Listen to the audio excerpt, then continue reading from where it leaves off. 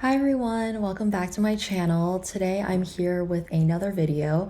This one is going to be specifically talking about how to use HowMedWorks study guides. So for a little bit of background, HowMedWorks is a small business that I started a few years back during the tail end of COVID. It has two branches of it. One branch is a patient-facing side and one side is a PA profession-facing side. So on the patient-facing side, I kind of put out a lot of articles talking about how to get the most out of your health insurance, how to find a provider, things like that. But on the other side, I do a lot of pre-PA stuff, PA student stuff, and PA involvement things. A huge part of that is I offer my study guides that I created all the way throughout PA school for both didactic and clinical year. These are the study guides that I've edited throughout the entire 2.5 years of PA school, and I'm sharing them with you.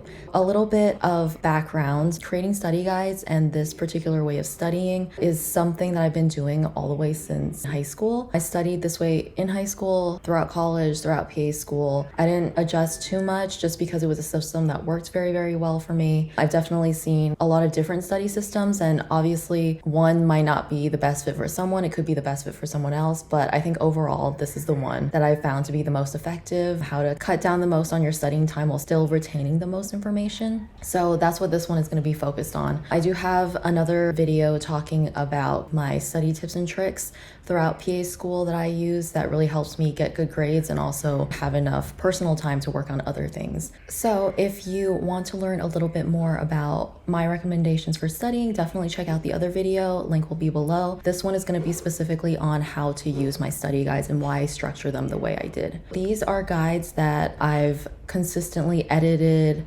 proofread, double-check the information for accuracy all the way through my 2.5 years of PA school. They cover both years, didactic and clinical year, so your ClinMed exams and also your EOR exams. They are the combination of information from multiple sources. So class slides, textbooks, videos on YouTube, other PA prep online materials, practice exams, Q banks, pretty much anything you can think of. I've probably taken a look at it at some point, and it's just kind of a culmination of all of that information on every single one. What I like to do with my study guides is format it in a way that makes me want to study. I really try to make my studying the most efficient, so I retain the most information for the longest amount of time and spend the least amount of time doing it. So that was kind of my philosophy regarding how I structured my study guides, and then kind of diving into a little bit more details on any of them. I will be showing examples throughout as I talk about each individual thing. But when you first take a look, it's based by groupings of similar conditions. So for instance, rubeola, mumps, and rubella on my pediatric study guide would all be grouped together. Those come up all the time together. You have to differentiate between the three. All of our PA school exams are multiple choice exams. On almost every single one, when one shows up as an option, the other two are probably also in there as an option. In cases like that, I definitely group them based on topic. I know for different slide decks, various other resources, videos, the order of conditions that is talked about might not really make sense or have a rhyme or reason. Like it could just be this condition, then this random condition that's kind of in the same category, but not really. And then they will talk about mumps, and then they'll talk about 5 more conditions, and then they'll talk about rubeola or something like that. So in this way, the ones that you really need to compare and contrast and know very well what the difference are between them, those are all combined together. And then for each of the conditions, I put them in a box. Every single box is one condition. I feel like that's very helpful because it's a very quick yet complete picture of what you need to know for that condition. You're not looking, oh, I have to look on this page, and then I have to look here, and then I have to look here. Everything's just all together. Even by looking at it over and over in that same format so many times, you kind of get used to, one, you just memorize information because you've seen it so many times in that format, but also two, it's like, oh, this is the general idea. These words are next to each other. I know they're related. I know they're this condition. It just solidifies the whole condition much better in your head. Just all right there, all in one spot. Very easy to memorize, very easy to get a good picture of. I'm going to go into a little bit of other formatting things first. Very basic highlighting. I do highlight certain terms that are very important to know, just because when something's highlighted, your eye's automatically drawn there. I try not to over highlight because that kind of defeats the purpose. But in instances where, let's say you were looking at strep throat or something, usually on exams, one of the most tested on types of questions is initial versus gold standard, and you really have to differentiate between the two. Under diagnosis, I would put both the initial way of diagnosing strep throat versus the gold standard, and I would highlight both because you do need to know both. For initial, I'll put a rapid test and highlight that, put initial, and then I would put as the gold standard also throat culture and highlight that as well. That way, when you're studying, your eye automatically goes to those areas, and just by even seeing those a few times, you'll be like, oh, this was highlighted and this was highlighted. These are the two I need to know, and it's quick like that. Versus if it wasn't, obviously it's harder for your eye to naturally go there. It wouldn't stand out instantly and you might not remember it as well. So highlighting is something I try to use conservatively. Don't want to overuse and kill the purpose of highlighting, but the point is to just really get those few points where you're like, this is the most important thing of this condition, this is the most important thing of this condition, and it just kind of sticks out to you and you remember it better. I'm going to get into all of the color coding that I do. Again, I feel like I try to use it right where it's needed so it's most effective. And one way I do this is kind of a severity scale. What I'll usually do is I'll use green, yellow, sometimes orange, and red. So for low severity things, I'll put it in green, and then for high severity things, I'll put it in red. If it's like low, moderate, or like moderate severe severity, I'll make it yellow and orange respectively. Areas where I do this often are mammogram results. If something is benign, I'll put it in green. If something is intermediate risk, I'll put it in yellow or orange. And then if something is, this looks like it's cancer, that would be put in red. So that's what I mean by like severity scale. Another color coding thing that I use pretty often is red versus blue. I kind of use this in a few different contexts. One of them is literally just to indicate low amounts of something versus high amounts of something. So if a certain lab value was low, that was very important to know, I would put it in blue. If a certain lab value of something was very high and that was important to know, like troponins are high or something, I would put that in red. It's alerting me. This is what I need to know that's important about this condition. Another time I use this specific color combo is for viral versus bacterial. I kind of think of it this way, like when you learn about meningitis, for instance, viral meningitis is often referred to as sterile meningitis, not meaning that you don't have an infection, but there's not all of that redness, pus like you would see with bacterial. A lot of times your CSF is clear, like normal. That's why I use blue for viral infections. And then on the flip side, bacterial tends to have all those other symptoms, inflammation, exudates, pus. So bacterial meningitis is often known as like septic meningitis. So that's why I kind of use that blue-red to differentiate between the two. Another time that I use this color combo is comparing nerve versus muscular. I don't know why, I feel like nerve just goes with the color blue better and then muscular goes with the color red better. If something's a nerve-related problem, more so than muscular, I'll put in blue, and then vice versa for red.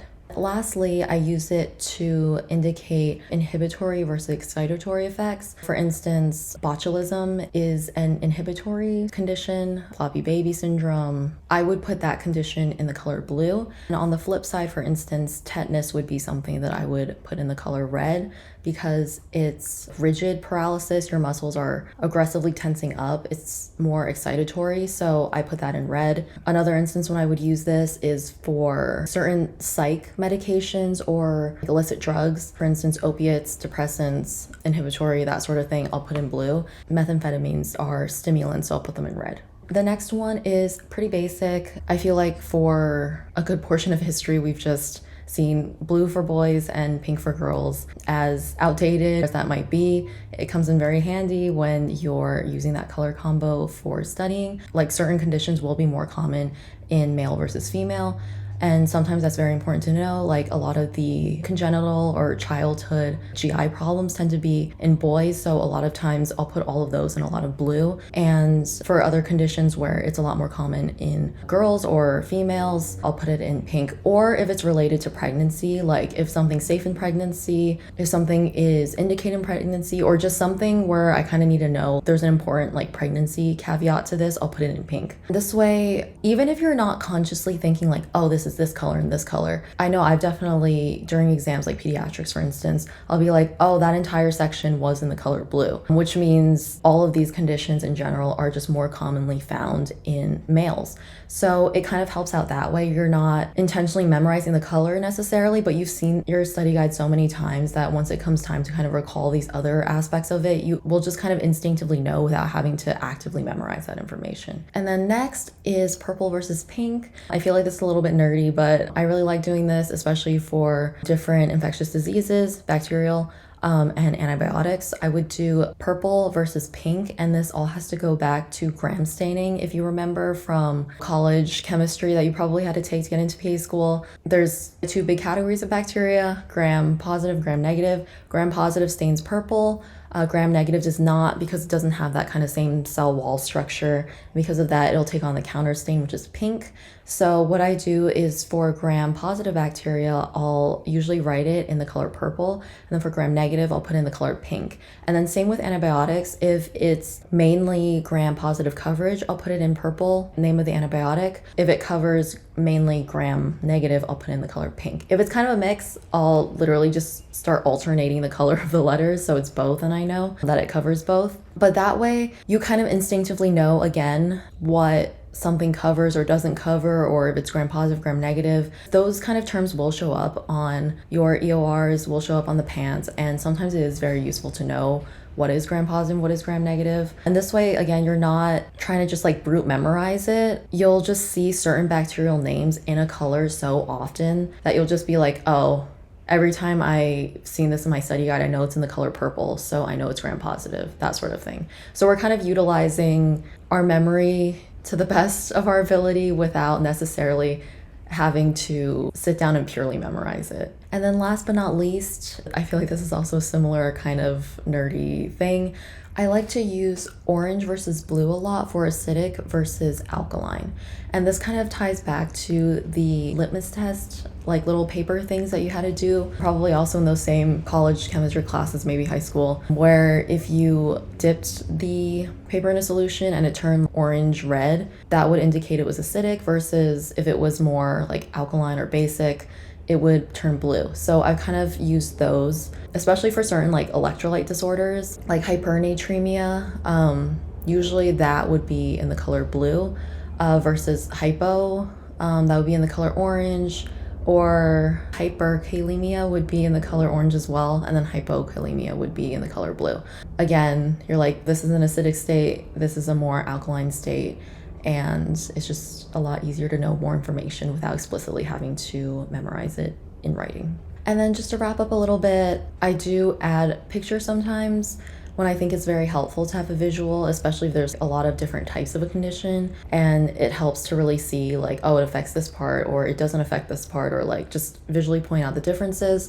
I usually try to not put in too many images, just because I don't like making my study guides an insane number of pages long. That's really what I'm trying to avoid. This should be a very short, concise document that kind of has the majority of what you need to know to get a very good grade. Pictures obviously take up a lot of space, even if they're just little. So I usually try to stray away, but when they're necessary, I do add them in. I do have an entirely separate video talking specifically about how I created my study guides and how you can make your own as well. It has a step-by-step tutorial, again, a little bit more about the background and how you should be structuring things that I don't go into a lot of detail in this video, but I'm gonna also link that below, so feel free to check that out if you are interested in making your own. I touch on it in that video, but I am trying to make the length of these study guides kind of worth the time, because you're already spending extra time in a way to be making these study guides in the first place off of slide decks and whatnot. And slide decks are usually tens to hundreds of pages long,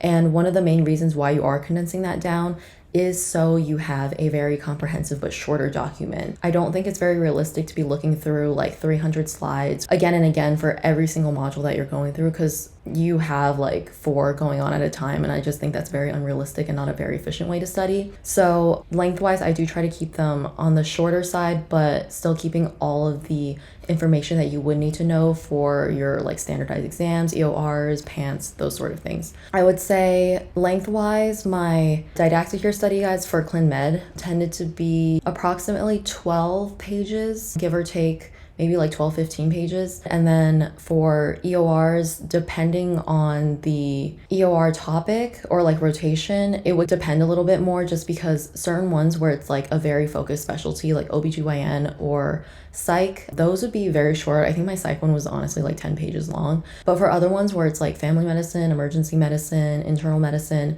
those are kind of combinations of multiple specialties, and it's just a lot more like broad content you have to know. So for those, I think my EM one was the longest, and it was maybe like 75 pages or something like that. But everything else was kind of like an in-between, somewhere in that range, just so you have an idea. But again, I feel like that's one thing that I found very valuable about my study guides. I kind of knew what was important to keep in, what was important to keep out.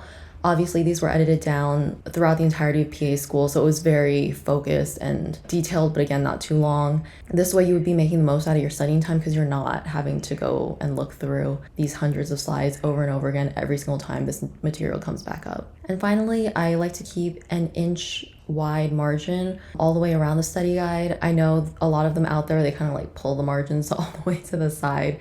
I don't personally like that, just because I know these were study guides that I shared with a lot of my classmates, and it was very helpful to kind of have that extra space so you can write things on the side to add in if you needed to. So I kind of like leaving extra room for that. Kind of just talking about like HowMedWorks study guides versus other ones out there. I know there are a lot of free ones out there.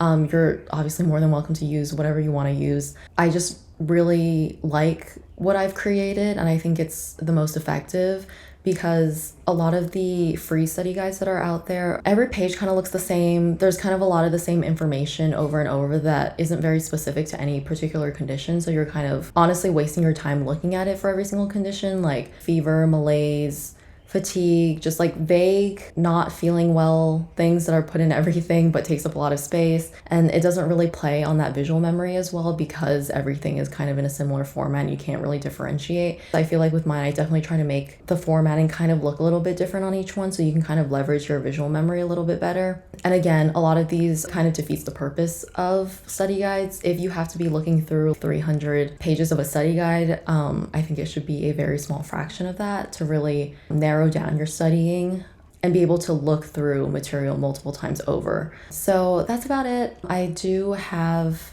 my didactic year and clinical year study guides available on HowMedWorks, so feel free to hop on over, take a look. Link will be below, and that's it. So I hope this was helpful. Good luck on your studying, good luck on your exams, and I'll see you in the next video. Bye.